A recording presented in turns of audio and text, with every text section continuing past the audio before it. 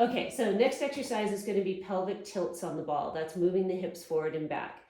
You're going to bring the arms out to the sides, and for balance purposes, you can bring the arms a little farther out if that helps you out. Just be careful not to lift your shoulders. Keep your shoulders down. And the sternal lift, which I talk about in my postural videos, remember about that. Your feet are going to stay flat on the floor, and without bouncing, you're going to roll your hips forward, just from the mid back down, and then roll your hips back, keeping the knees and feet stable. So rolling forward and back to a slouch position, and then arching the low back, and I'll show this from the side as well, 10 times, nice and slow. One more. Okay, so I'm having her show just a couple repetitions, come back to neutral. But at home, do 10 repetitions. And then keeping the upper back still, move the hips to one side as far as you can.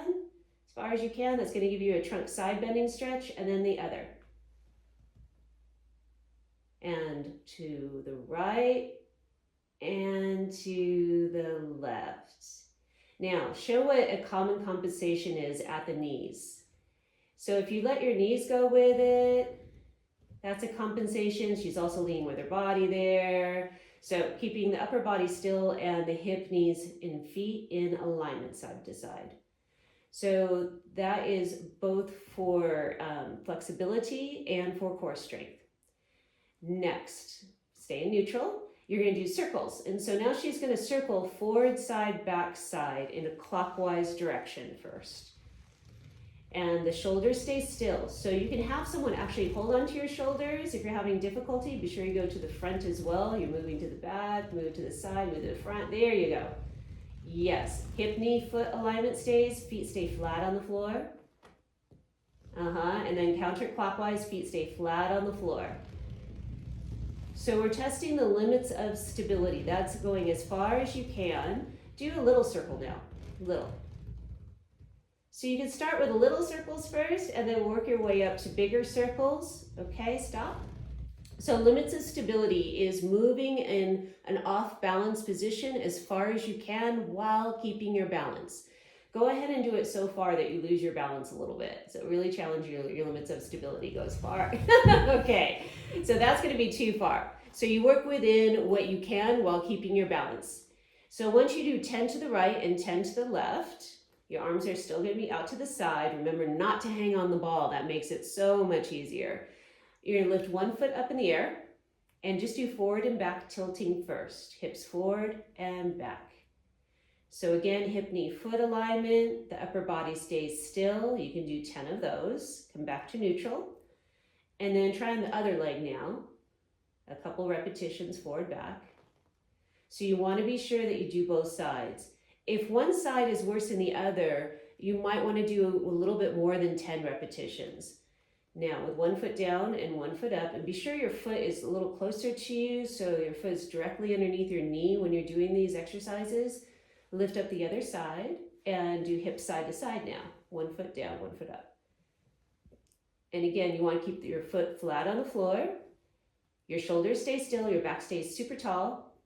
And you're going within your limits of stability. So you can start little and then try to go farther, keeping your shoulders still and not losing your balance.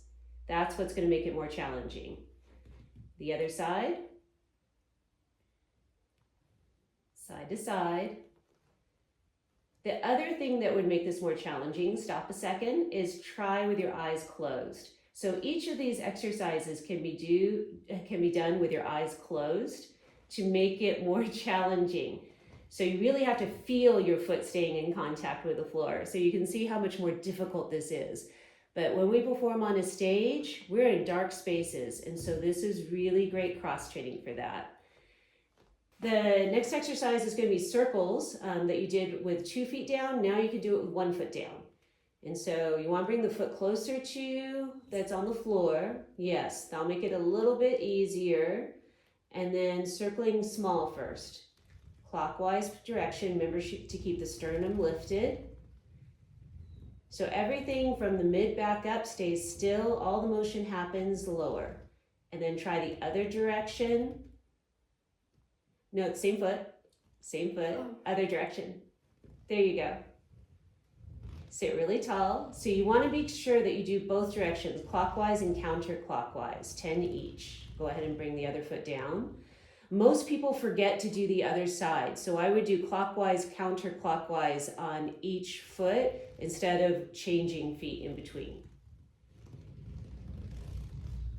So again, 10 each direction. And if your foot comes down, do a little bit smaller circle until you get better at it. And make sure those knees are pointing straight ahead and that you're keeping hip, knee, foot alignment even as you're circling. And stop.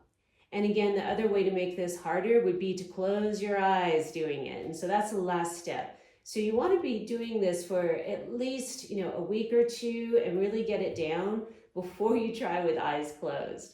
So always you get your bearings first with your eyes closed, and then you try to move the hips. And as you can see, she needs a little work on this one. So here's a side view of some of the exercises we just did. So this way you can see her alignment, and I'm going to have her bring her arms in a first position for this so you can see her back a little bit better. So you want a ball in which your hips and your knees are either in the same line horizontally, or your hips can be a little bit higher, but you don't want to be squatting down on the ball. You don't want your hips lower than your knees. So go ahead and slouch on the ball so they can see what that looks like. So that is not the posture you want to be in to start. The neutral position is with your spine straight, a nice lumbar curve, okay? So with the bouncing, go ahead and show the bouncing first.